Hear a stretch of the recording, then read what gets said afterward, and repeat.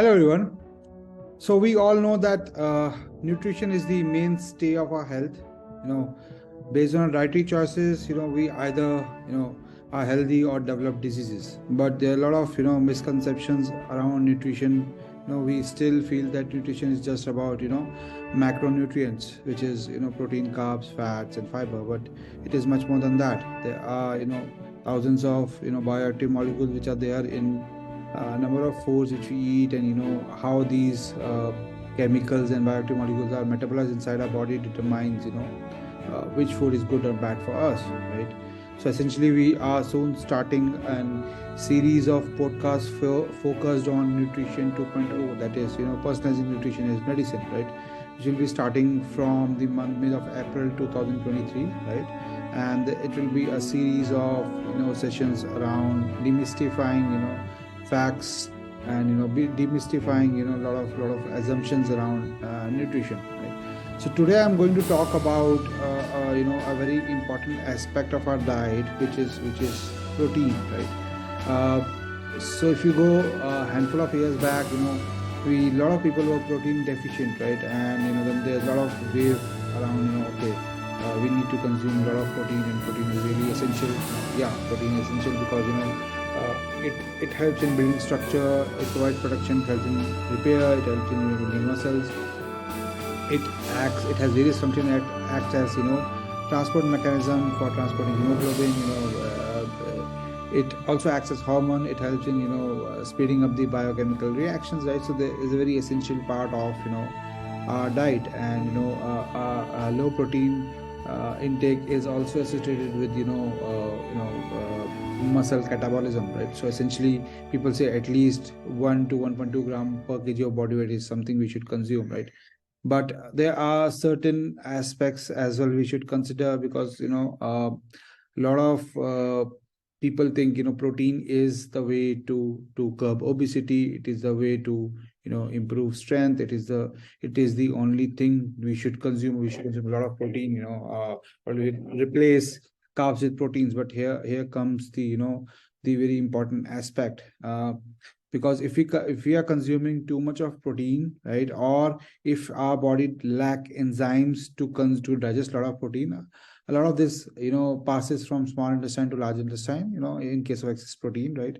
And when it goes, so it changes the colon pH level. It becomes less acidic, and this creates an environment for a lot of pathogens to grow, right? Pathogenic bacteria, pathogenic microbes, a lot of proteobacteria, and when they grow, so all these protein, high protein diets are actually a lot of this methionine, nitrate, ammonia, TMA, choline, a lot of these amino acids are actually metabolized, are fermented into various byproducts by these bacteria, because actually these bacteria are nothing but a chemical factory, right? So when we are pushing too much of protein, these bacteria convert these amino acids into harmful byproducts like TMA, like methane, ammonia, butyrine, right? So all these are harmful because it triggers a state of low grade chronic inflammation, and it also leads to a very serious situation, what we call is leaky gut. And researchers found that a lot of these microbial metabolites are also involved in onset and progression of colon cancer, right?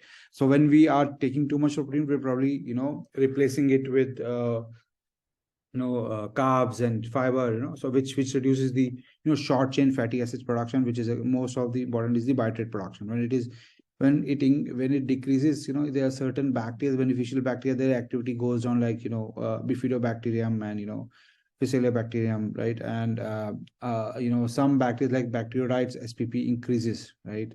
So when it increases, it starts releasing a lot of a specific enzyme, what we call as beta glucuronidase, right, which inhibits liver activity or liver pathway, which is required for clearing out toxins, right, from our body, which also include a lot of excess estrogen, right? So in case of females, when we are on too much a high protein diet, this beta glucuronidase actually does not clear out the excess estrogen from our body, and it leads to higher circulatory level of estrogen inside the body, right? Which create a lot of other issues, right? And also because of the short chain fatty acids are required for programming the cancer cell death, right?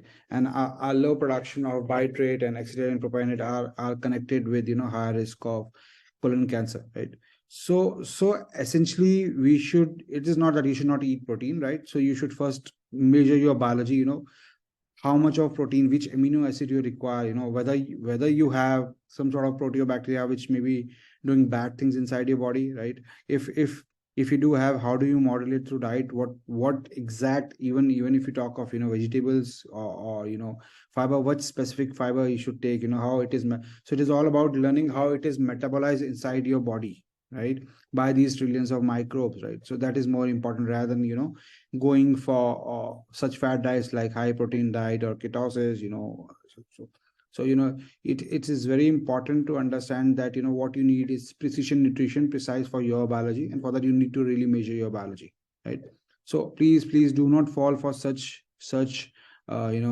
fat diets, high protein diets, and specifically do not focus on too much of protein consumption, right? Have a balanced diet which is again married to your biology, right?